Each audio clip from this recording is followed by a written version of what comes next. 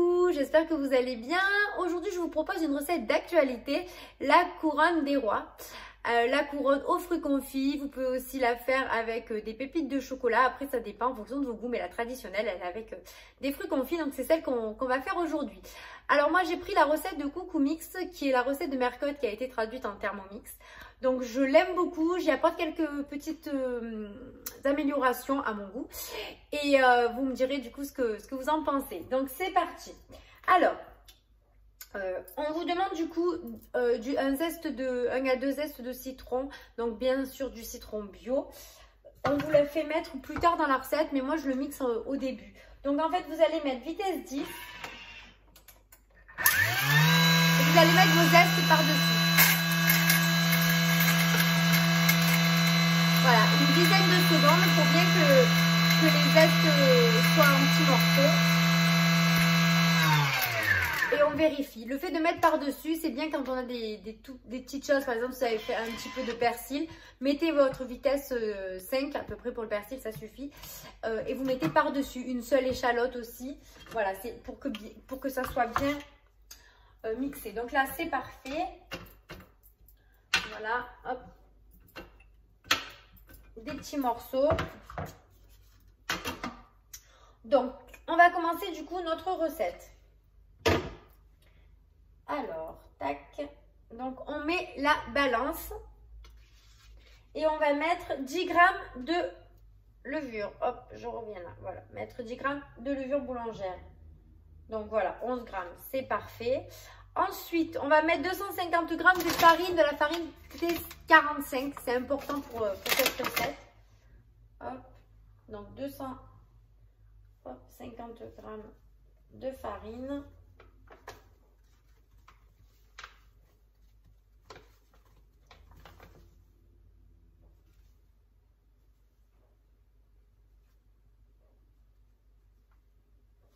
Voilà.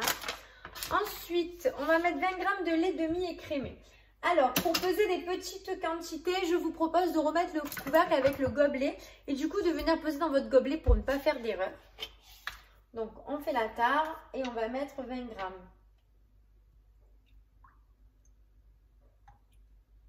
Voilà. Au moins, si vous en mettez plus, vous pouvez l'enlever. Donc ça, c'est top quand on fait des petites quantités. Hop. Ensuite, 2 cuillères à soupe de fleurs d'oranger. Vous n'êtes pas obligé d'en mettre. Moi, j'adore ça. Donc, du coup, j'en mets. Mais sinon, n'hésitez pas si vous voulez ne pas en mettre. Hop, c'est quand même très bon. 1 et 2. Ensuite, 25 g de sucre en poudre. Hop, donc, on refait la tare.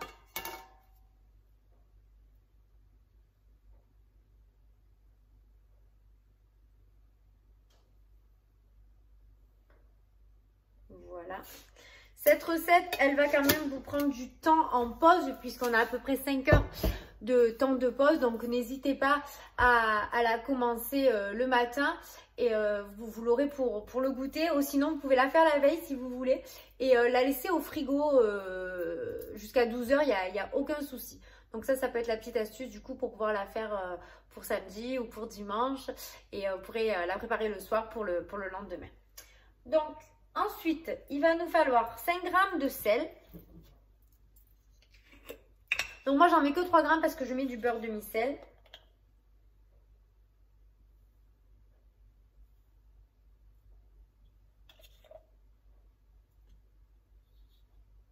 Voilà. Il va nous falloir 125 g d'œufs. Alors oui, il faut peser vos œufs. C'est Mercotte qui l'a dit. Donc, moi, je mets 2 œufs.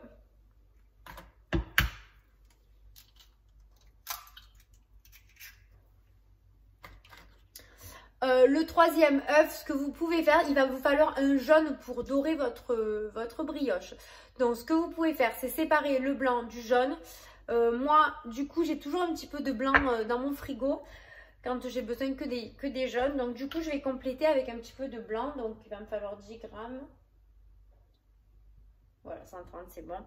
Mais comme il va vous falloir un jaune d'œuf, vous avez qu'à séparer votre blanc du jaune. Vous rajoutez un petit peu de blanc pour monter au moins à 125. Et du coup, vous n'avez pas besoin d'utiliser la moitié d'un œuf qu'on ne pourra pas couper en deux. Voilà, donc ça, c'est bon. Voilà, que je n'oublie rien. Et du coup, on va mettre en pétrin pendant 2 minutes. Pardon, j'ai mis la balance. Hop, 2 minutes, le pétrin.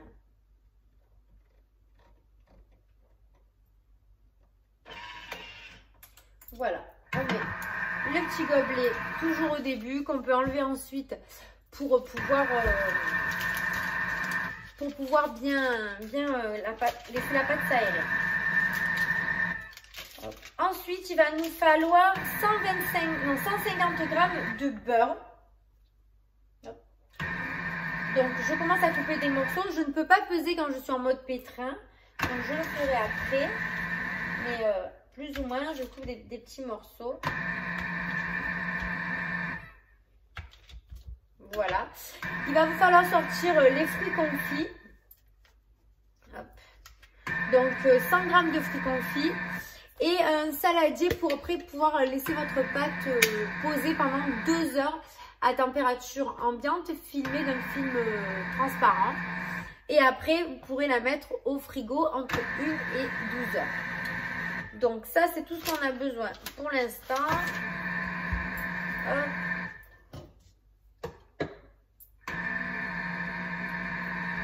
Voilà, donc là, hop, on peut enlever le petit gobelet pour laisser la pâte s'aérer un peu plus.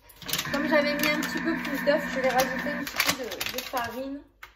Juste un petit peu, pour pas que ma pâte soit trop collante, même si vous allez voir, elle est... Voilà. Je rajoute un petit peu de farine. Vous allez voir que la pâte, elle est très élastique. Elle n'est pas spécialement collante au doigt, mais elle est très élastique et souple. Hop.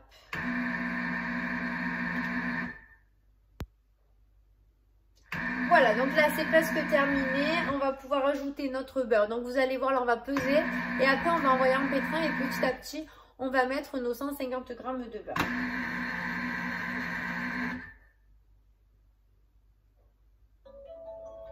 Donc on va mettre la balance et on va peser 150 g.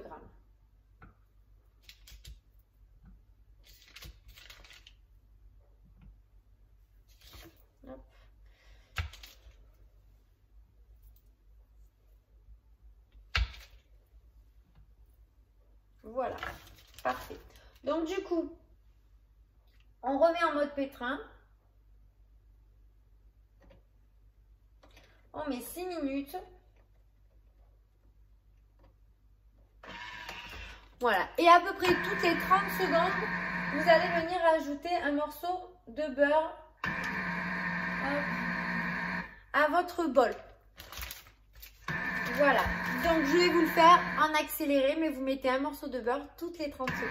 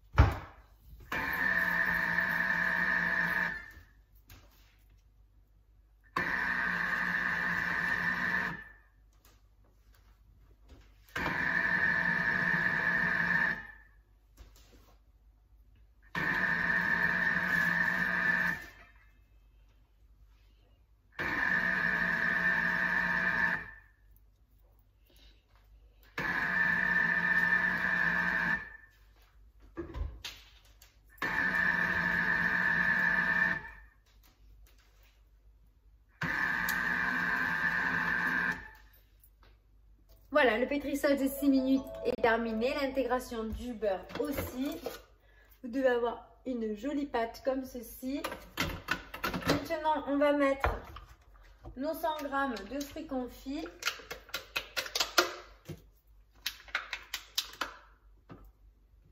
Voilà. Et on va programmer 1 minute en pétrissage. Si vous voulez rajouter des pépites de chocolat, vous les mettez dans les 30 dernières secondes pour pas trop qu'elles fondent parce que le bol est quand même chaud. Donc, je vous ai dit 1 minute en pétrin. Voilà.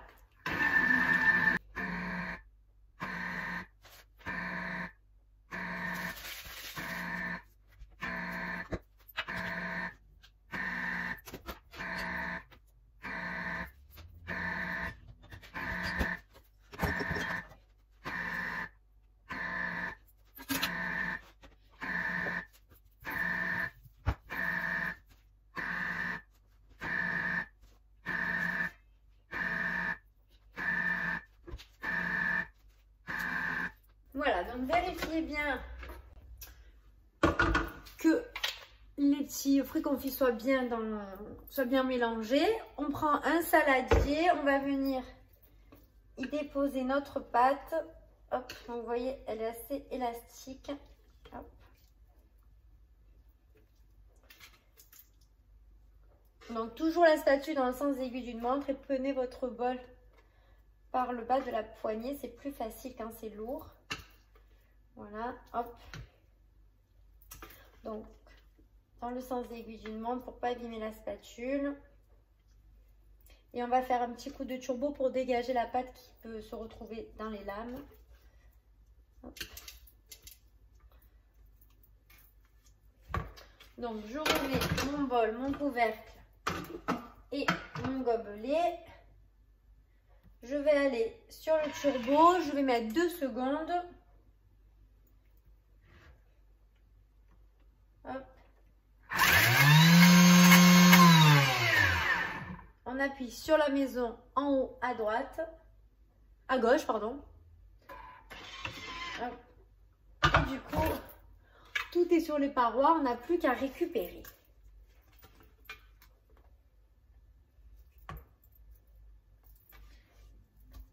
On va venir du coup filmer notre pâte au contact et couvrir d'un torchon.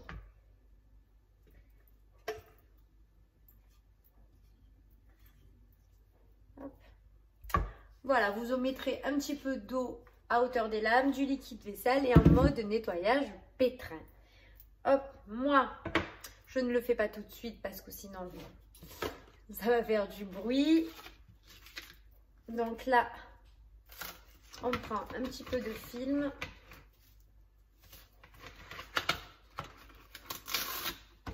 On filme au contact, c'est-à-dire qu'on va venir vraiment hop, poser sur la pâte et on met un torchon dessus. Si vous avez un rayon de soleil par bonheur, et aujourd'hui il y en a, vous le posez derrière la fenêtre bien sûr, sous un rayon de soleil et on va la laisser poser pendant 2 heures.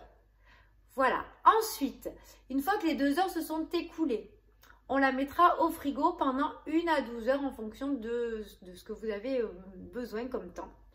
Ou si vous voulez la préparer en avance. Donc, on se retrouve dans 2 heures. Voilà, donc au bout de 2 heures, votre pâte a dû bien gonfler. Maintenant, on va retirer hop, le papier et on va venir dégazer notre pâte. Alors, soit vous le faites avec votre spatule. Moi, j'aime bien le faire avec ma petite spatule comme ça. Donc, on va venir vraiment chasser l'air. Donc, la pâte, hop, voilà, vous l'écrasez. Vous allez avoir des petites bulles d'air et vous allez les percer.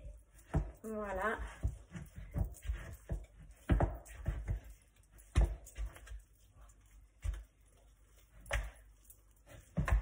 Donc, on dégaze bien.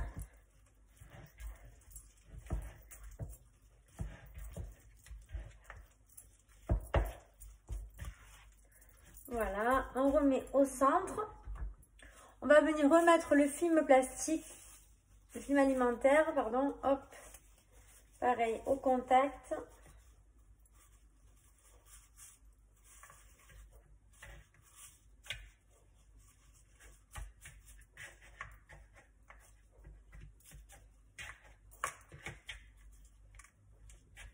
Voilà, et là, on va laisser au frigo pendant 1 à 12 heures. Voilà, ça dépend si vous avez besoin de la faire pour aujourd'hui ou si vous voulez la préparer en avance. Et on se retrouve dans, je ne sais pas encore, on verra si je la cuis aujourd'hui ou demain. À tout de suite. Voilà, les 2 heures se sont écoulées. Alors, je ne sais pas chez vous, mais ici, la brioche, elle est énorme. Hop, elle est en train de tomber sur les côtés. Donc maintenant, il va falloir la refaire entrer dans le moule. Donc, ce qu'on va faire là, c'est qu'on va mettre le four chaleur tournante à 180. Voilà, on va laisser préchauffer. Alors là, moi, vous pouvez beurrer avec un jaune d'œuf. Diluez-le un petit peu avec du lait quand même si vous voulez dorer au jaune d'œuf. Mais moi, je préfère dorer au lait au sucre. Je trouve que ça fait la croûte moins épaisse. Donc, je mets un petit peu de lait. Une cuillère à café à peu près de sucre. Et je vais venir dorer tout ça. Ou sinon, vous mettez un jaune d'œuf, vous mettez un petit peu de lait et vous mélangez. Voilà. Et on vient en mettre bien partout.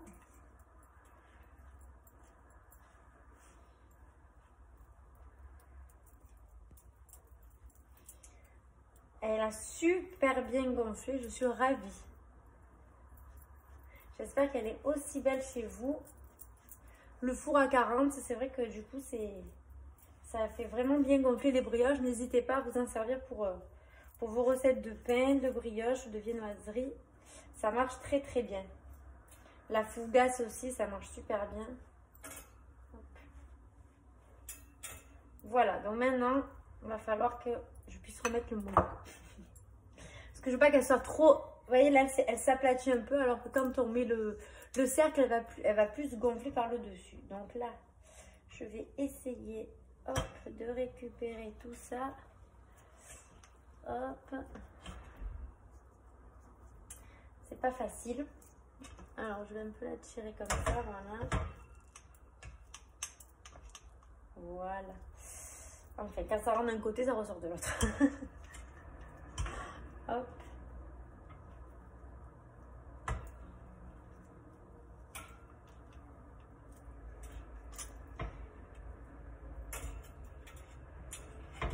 Allez, un peu de patience.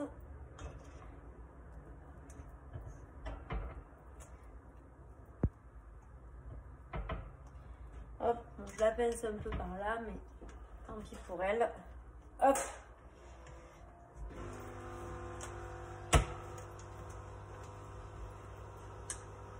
Alors, on n'est pas obligé de fermer le cercle en fait. Le cercle, c'est juste pour nous aider, donc on n'est vraiment pas obligé de le fermer. J'ai voulu le fermer, mais en fait, ça ne sert pas. On va enlever l'excès de brioche du côté.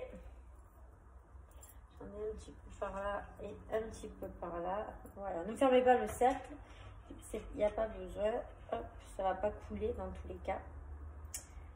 Voilà. Et maintenant, alors je jette ça, je me lave les mains.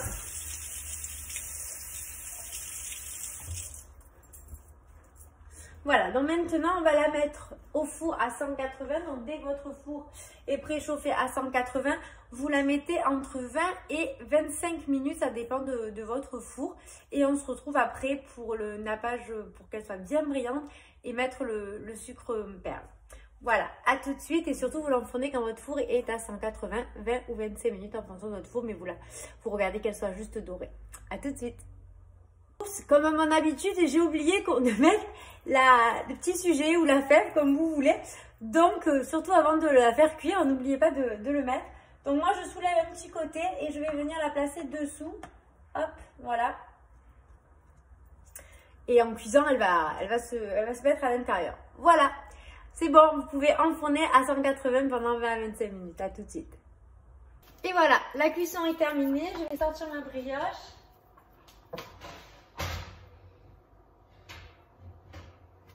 Et voilà une magnifique couronne des rois. Alors, du coup, on va enlever le contour. Ce qui s'enlève, on avait beurré, mais c'est jamais. Voilà. Super. On va essayer d'enlever le centre. C'est un peu chaud, vous brûlez pas. Ouh là là. Voilà. Maintenant, on va prendre de la confiture. Alors, le mieux, c'est l'abricot, puisque c'est la couleur de la brioche. Moi, j'ai pas d'abricot. Du coup, je vais prendre de la confiture de fraises. Hop, que je vais mettre dans un petit pot. Voilà. Donc, un petit peu de confiture de fraises. Vous reprenez votre pinceau. Et du coup, on va lui donner ce côté brillant.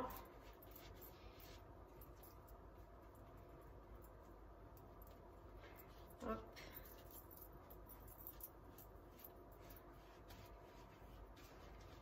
Elle est super belle. J'espère qu'elle est aussi jolie chez vous. Et ça sent très très bon.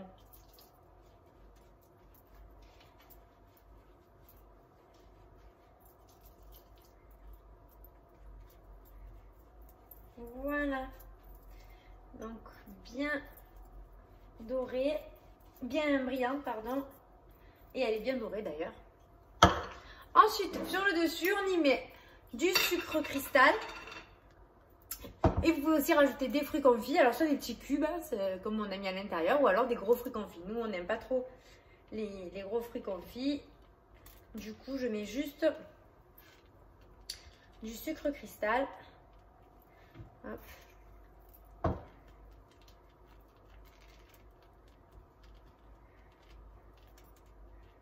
Hop. Voilà. J'en mets encore un peu parce que c'est beau. Et puis c'est bon.